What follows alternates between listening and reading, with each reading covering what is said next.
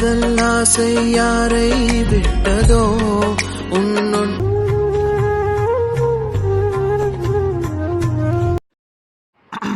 எல்லாரும் வந்துட்டீங்கல்ல? வந்துட்டோம்ப்பா. என்னப்பா என்னாச்சு? எல்லாரும் ஏன் உடனே அவசரமா வர சொன்னீங்க? சொல்றேன். உன்னோட கல்யாண விஷயத்துல நான் ஒரு முடிவு எடுத்திருக்கேன். என்னன்னு என்கிட்ட கூட என்னமே சொல்லல. என்ன முடிவு எடுத்திருக்க? சொல்றேம்மா. அம்மாடி, தங்க புஷ்பம் எங்க உங்க அக்கா? அக்கா கோவிலுக்கு போயிருக்காப்பா. என்னப்பா ஆச்சு? தமிழ், நாளைக்கு நம்ம எல்லாரும் சேர்ந்து தங்க புஷ்பா அவங்க அக்கா 2 பேரையும் கொண்டு போய் அவங்க வீட்டுல விட்டுட்டு வர போறோம். என்ன? இப்ப எடுத்திருக்க பாத்தியான்னு? இதுதான் சூப்பரான முடிவு. என்னடி அன்னைக்கு என்னமோ தமிழ் வரட்டும் நான் பாத்துக்கிறேன்னு வாய்க்கிலேயே பேசுன. போதுமா? எங்க அண்ணனோட முடிவை அவர் சொல்லிட்டாரு. போதுமா? அப்பா, தமிழ் நீ எதுவும் பேசக்கூடாது. வாயை திறக்காத. நான் சொன்னதுதான் நாளைக்கு நடக்கும். அப்பா நான் பேசலாமா? யாரும் எதுவும் பேசக்கூடாது. நாளைக்கு நம்ம எல்லாரும் போறோம். தங்க புஷ்பத்தையும் உங்க அக்காவையும் வீட்டுல விட்டுட்டு நம்ம எல்லாரும் கிளம்பி வரோம். என்ன, புரிஞ்சுதா? என்ன நம்ம எல்லாரும் எதுக்குன்னு? அவங்க மட்டும் போனா பத்தாதா? தமிழ், மாமா சொல்றத பார்த்தா இதுல வேற ஏதோ விஷயம் இருக்குன்னு தோணுது. தமிழ், வேற ஏதோ விஷயம்னா என்ன பிரீதா சொல்ற? இல்ல மாமா நினைச்சிருந்தா தமிழ் நீ போய் தங்க புஷ்பத்தையும் அவங்க அக்காவையும் ஊர்ல போய் விட்டுட்டு வான்னு சொல்லிருக்கலாம். அது என்ன நம்ம எல்லாரும் சேர்ந்து அவங்கள போய் விட்டுட்டு வரணும்னு சொன்னது? அதுல ஏதோ ஒரு இக்கு வச்சு பேசுற மாதிரி இல்ல? என்ன பிரீதா சொல்றீங்க? என்ன இக்கு வச்சு பேசியிருப்பாரு? எங்களுக்கு ஒன்றும் புரியல. எனக்கும் அவர் எதை நினைச்சு பேசினாருன்னு தெரியல புஷ்பா. ஆனா ஏதோ ஒரு விஷயம் இருக்கு. அது நம்ம சைடு பாசிட்டிவான விஷயம் மாதிரி தெரியுது.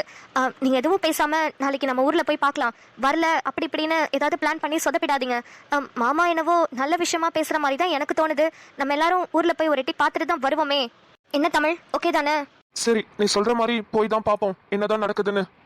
போயும் அவ வீட்டுக்குலாம் எதுக்குன்னு? நம்ம ஸ்டேட்டஸ்க்கு அவ ஊரெல்லாம் தேடி நம்ம போணுமா? சாரதா இரு, விஷயம் இல்லாம நான் எதுவுமே சொல்ல மாட்டேன்னு தெரியும்ல. இது எல்லாமே என்னோட பிளானு தான். இங்க பாரு, நானு, நீனு, அந்த தங்க புஷ்பம், அவங்க அக்கா, என் பையன் தமிழ்மொழி, உன் பொண்ணு பிரீதா எல்லாரும் ஒன்னா போய் அங்க நிச்சயதார்த்தத்தை முடிச்சிருவோம். என்ன, புரிஞ்சுதா? முடிச்சிட்டு தங்க புஷ்பத்தையும் அவங்க அக்காவையும் அங்கேயே விட்டுட்டு நம்ம எல்லாம் கிளம்பி வந்துடலாம். என்னம்மா, ஓகே தானே? டபுள் ஓகேண்ணே. இதை விட வேற என்ன சந்தோஷம் எனக்கு இருக்க முடியும்? ரொம்ப சந்தோஷம்ண்ணே.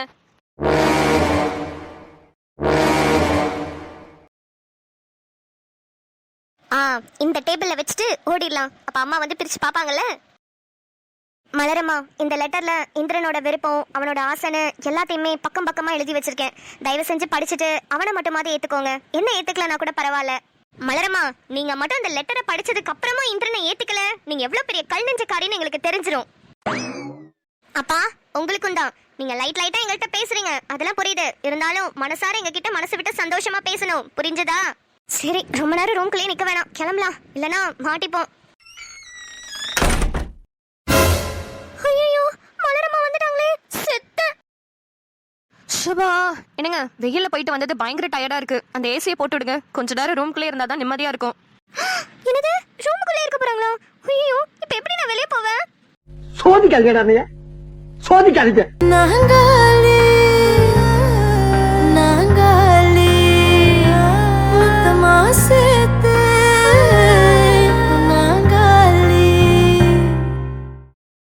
ஆனா சும்மா சொல்லக்கூடாது மலரு. என்னதான் உன் பையன் இந்திரன் மேல உனக்கு கோவம் இருந்தாலும் அவன் பேர்ல அர்ச்சனை பண்ணாம வரலையே நீனு. என்னங்க பண்றது? பசங்க பெத்தவங்களுக்கு துரோகம் பண்ணாலும் பெத்தவங்க நம்ம பசங்களை விட்டு கொடுக்க முடியாது இல்லையா? அதான் மனசுக்கு ரொம்ப கஷ்டமாவே இருந்தது. கோயிலுக்கு போயிட்டு வந்து இந்திரன் நிம்மதி பேர்ல அர்ச்சனை பண்ணிட்டு வந்தா நல்லா இருக்கும்னு தோணுச்சு. அதனாலதான் உடனே போலான்னு உங்களையும் கூப்பிட்டேன். அப்ப மலரம்மாக்கும் நம்ம மேல மனசுக்குள்ள பாசம் இருக்கு. வெளியே தான் அப்படியே சீன் போடுறாங்க. கொண்டு வரேன், எல்லா பாசத்தையும் வெளியே கொண்டு வரேன். அப்புறம் என்ன மலரு, நம்ம பசங்க தானே 2 பேரும். அவங்க கிட்ட பேசினா என்ன, ஏன் பேசாமே இருக்க? தப்பு பண்ணவங்களுக்கு தண்டனை கொடுத்தே ஆகணுங்க. 2 பேரும் பண்ணது பெரிய பெரிய தப்பு. இந்திரன் பண்ணது பெரிய தப்புனா அதை விட அந்த விஷயத்த மறைச்சது சந்திரன் பண்ணது ரொம்ப ரொம்ப பெரிய தப்பு. இன்னும் என்னால மனசார ஏத்துக்க முடியலங்க. என் பிள்ளைங்க 2 பேருக்கும் எப்படி ஜாம்னு கல்யாணம் பண்ணி வைக்கணும்னு நினைச்சிட்டு இருந்தேன் தெரியுமா? பெரியவனுக்கு தான் ஆக்சிடென்ட் ஆகி பழசெல்லாம் மறந்துட்டான்னு சிம்பிளா ரெஜிஸ்டர் ஆஃபீஸ்ல முடிச்சோம். அட்லீஸ்ட் இந்திரனுக்கு அது நல்லா ஜாம்னு பண்ணலாம்னு நினைச்சேன். அதுவும் பண்ண விடாம பண்ணிட்டான்ல, அதுதான் ஒரு மாதிரி மனசுக்கு கஷ்டமாவே இருக்கு. ஆமா மலரு, அது என்னமோ உண்மைதான். சந்துருக்கு தான் பத்திரிக்கை எல்லாம் அடிச்சு எல்லாருக்கும் சொல்லி கல்யாணத்துக்கு முன்னாடி நாள் நைட்டு இப்படி ஆக்சிடென்ட் ஆயிடுச்சு. அதான் நீ கல்யாணம் நின்று போய் ரெஜிஸ்டர் ஆஃபீஸ்ல பண்ணோம். அட்லீஸ்ட் இந்திரனுக்காவது நல்லபடியா பண்ணோம்னு நினைச்சது உண்மைதான். ஆனா என்ன பண்றது, பசங்களோட விதி அப்படி இருக்கு. எல்லா தப்பையும் நம்ம பண்ணிட்டு கடைசியில விதி மேல பழிய போட்டுட்டு போயிட்டே இருக்கோம்ல. சரி விடு, அதையே நினைச்சிட்டு இருந்தா அப்புறம் என்னதான் பண்றது? அடுத்தடுத்த வேலையெல்லாம் இருக்குல்ல, அதை பார்த்துட்டு போயிட்டே இருக்கணும். இப்ப பாரு, தன்மை வர மாசமா இருக்கு, அந்த பிள்ளைக்கு 2 பிள்ளைங்க பிறக்க போகுது.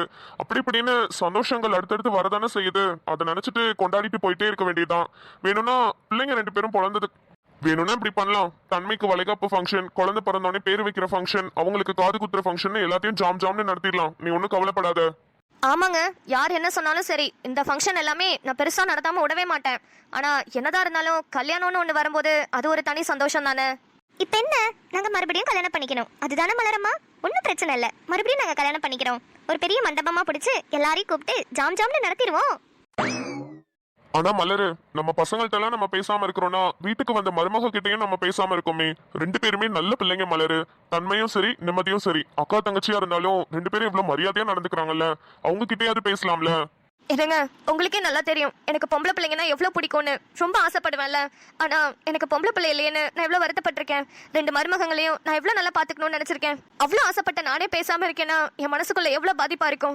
எனக்கு 2 பேர் மேலேயும் எந்த கோபமும் இல்லைங்க. தன்மையும் சரி, நிம்மதியும் சரி. சொல்ல போனா எனக்கு தன்மையை விட நிம்மதியை தான் ரொம்ப பிடிக்கும். எப்ப பாரு துரு துரு துருன்னு எல்லா இடத்தையும் கலகலன்னு வச்சுப்பா. அதுலயும் மத்தவங்க சந்தோஷப்படுறதுன்னா அவளுக்கு ரொம்ப பிடிக்கும்.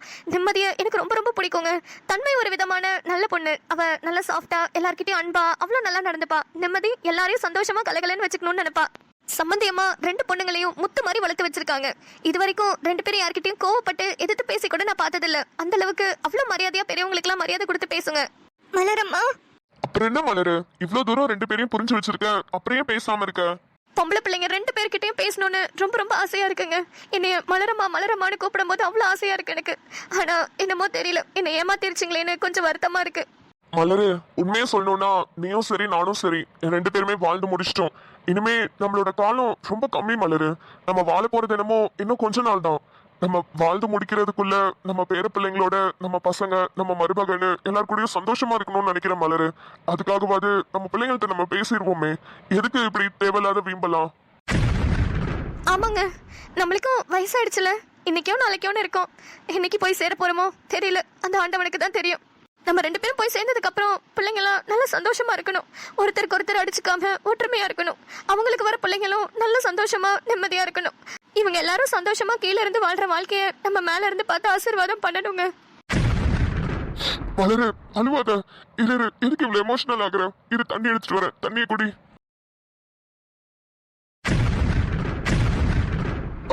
என்ன கீழே எதுவும் குப்பையா இருக்கு? பேப்பர் மாதிரி இருக்கு. இரு, எடுக்கிறேன். ஏமா, நீ என்ன பண்றீங்க? அப்பா, அது வந்து உங்களுக்கும் மலரம்மாக்கும் ஒரு லெட்டர் எழுதி வைக்கலான்னு எடுத்துட்டு வந்து இங்க வச்சேன்ப்பா. நான் வெளியே போறதுக்குள்ள நீங்க உள்ள வந்துட்டீங்க, அதான் அப்படியே உட்காந்துட்டேன். ஐயோ, இப்பதான் உங்களை பத்தி நல்ல விதமா பேசிக்கிட்டு இருந்தா. மாட்டி கெட்ட பேர் வாங்கிக்காதமா. எப்படி வெளியே போறதுன்னு தெரியலப்பா, ஏதாவது ஐடியா கொடுங்க.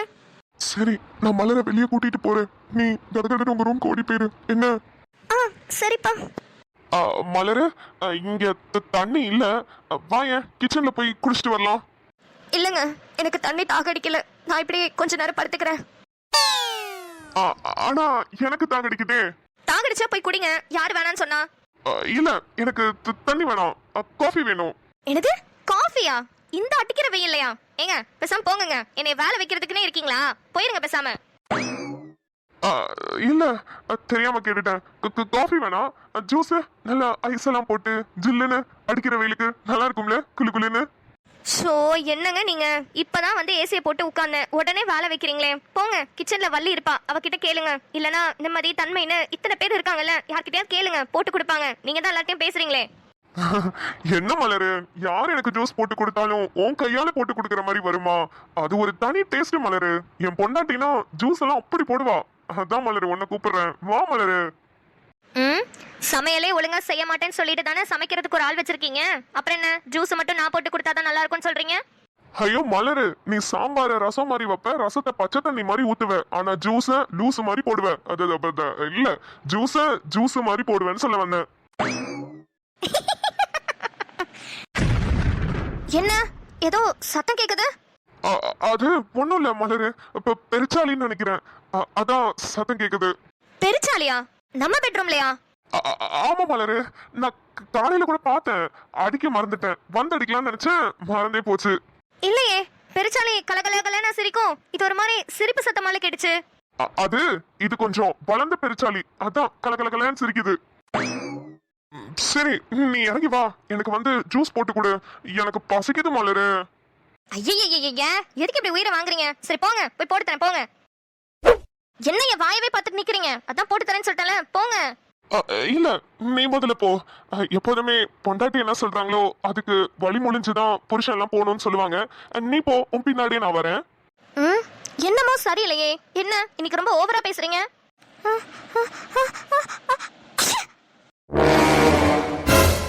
ஹே, நீ என்னடி பண்ற எங்க ரூம்ல?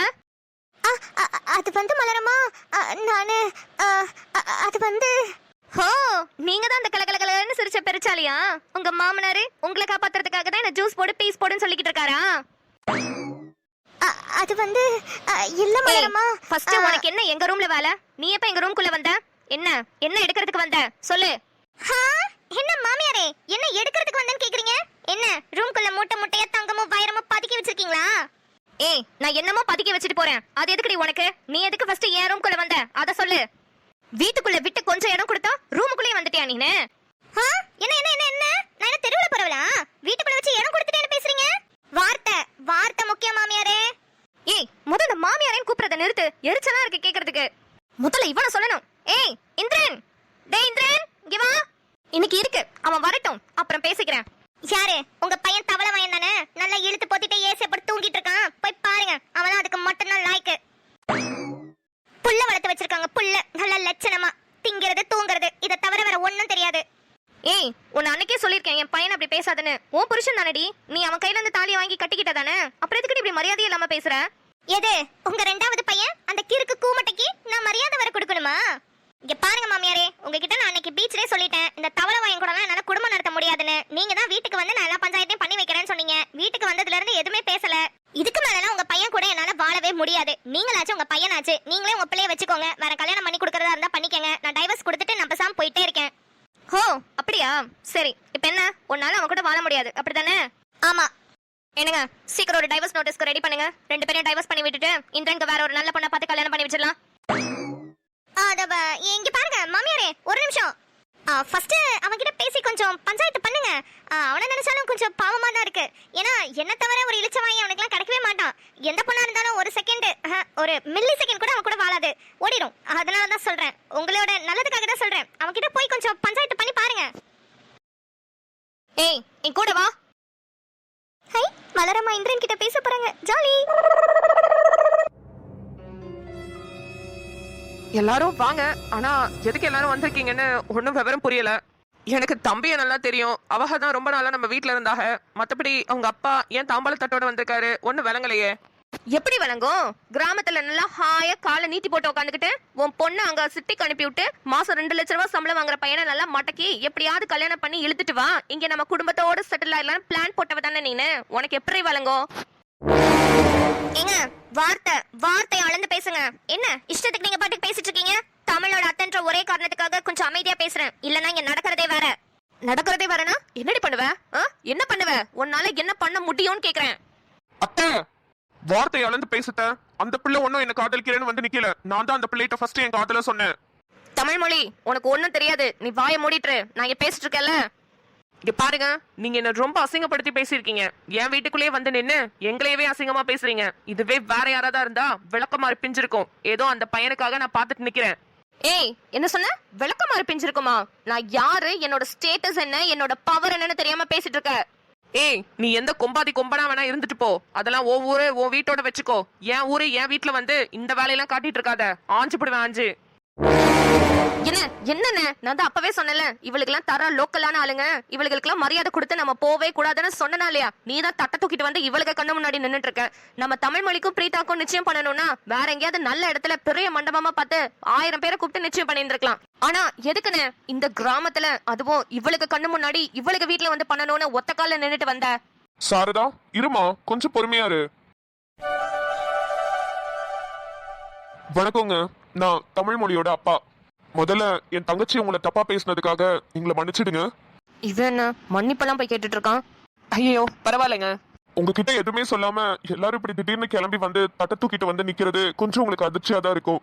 ஆனா அதுல என்ன விஷயம்னா, என் பையன் தமிழ் மொழியும் உங்க பொண்ணு தங்க புஷ்பமும் ஒருத்தருக்கு ஒருத்தர் மனசார விரும்பி இருக்காங்க. எனக்கு ஆரம்பத்துல பிடிக்காம என் தங்கச்சி பொண்ணு இங்க நிக்கிறாளே பிரீதா, அவளதான் தமிழ் மொழிக்கு கல்யாணம் பண்ணி வைக்கலான்னு கூட்டிட்டு வந்தேன். ஆனா போக போக உங்க பொண்ணு எங்க மனசுல இடம் பிடிச்சிட்டா. எனக்கு மட்டும் இல்ல, என் பொண்டாட்டி செத்து ரொம்ப வருஷம் ஆகுது. அவகிட்ட மனம் உருகி வேண்டிக்கிட்டு இருந்தேன். அவ போட்டோக்கு விளக்கேத்தி அவகிட்ட வேண்டினப்ப அவ கண்ணு முன்னாடி வந்து எனக்கு சொன்னா, தமிழ் மொழிக்கு தங்க புஷ்பத்தை தவிர வேற எந்த பொண்ணுமே கரெக்டா இருக்காதுன்னு. என் பையன் தமிழ் மொழிக்கு உங்க பொண்ணுனா உயிர். என் பொண்டாட்டியும் மேல இருந்து ஆசீர்வாதம் பண்ணிட்டா. இதுக்கு மேல எனக்கு வேற என்னங்க வேணும்? என் பையன் தமிழ் மொழிக்கு உங்க பொண்ணு தங்க புஷ்பத்தை நிச்சயம் பண்ணலான்னு வந்திருக்கேன். அவங்களுக்கு சம்மதமா இருந்தா இந்த தட்டை வாங்கிக்கோங்க.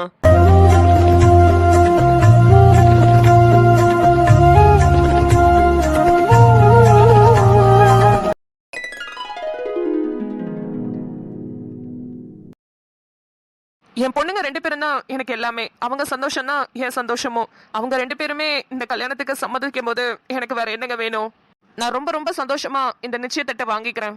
என் பொண்ணு தங்க புஷ்பத்தை உங்க பையன் தமிழ் மொழிக்கு கல்யாணம் பண்ணி கொடுக்கறதுல எனக்கு பரிபூரண சம்மதம்.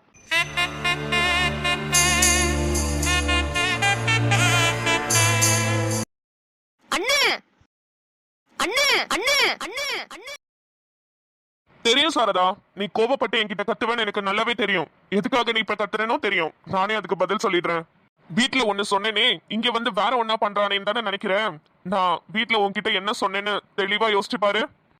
இங்க பாரு, நானு நீனு அந்த தங்க புஷ்பம் அவங்க அக்கா என் பையன் தமிழ் மொழி உன் பொண்ணு பிரீதா எல்லாரும் ஒன்னா போய் அங்க நிச்சயதார்த்தத்தை முடிச்சிருவோம். என்ன புரிஞ்சுதா? முடிச்சுட்டு தங்க புஷ்பத்தையும் அவங்க அக்காவையும் அங்கேயே விட்டுட்டு நம்ம எல்லாம் கிளம்பி வந்துடலாம். என்னம்மா, ஓகே தானே? டபுள் ஓகேண்ணே. இதை விட வேற என்ன சந்தோஷம் எனக்கு இருக்க முடியும்? என்னம்மா புரிஞ்சுதா இல்ல இன்னும் புரியலையா? நானு நீனு தங்க புஷ்பம் அவங்க அக்கா என் பையன் தமிழ் மொழி உன் பொண்ணு பிரீதா எல்லாரும் சேர்ந்து போய் நிச்சயம் பண்ணலாம் தான் சொன்னேனே தவிர என் பையன் தமிழ் மொழிக்கு உன் பொண்ணு பிரீதாவை நிச்சயம் பண்ணி தரேன்னு சொல்லல.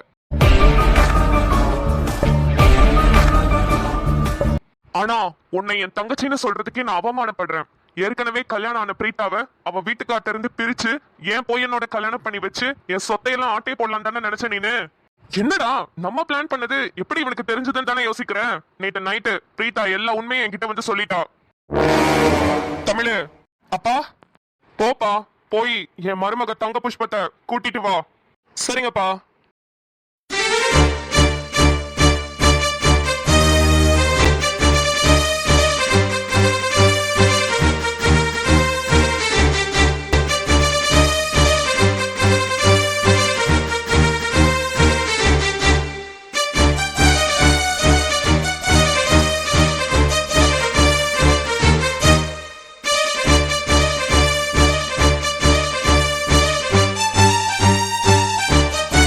மனதில் நின்ற காதலியே மனைவியாக வரும்போது சோகம் கூட சுகமாகும், வாழ்க்கை இன்பவரமாகும்.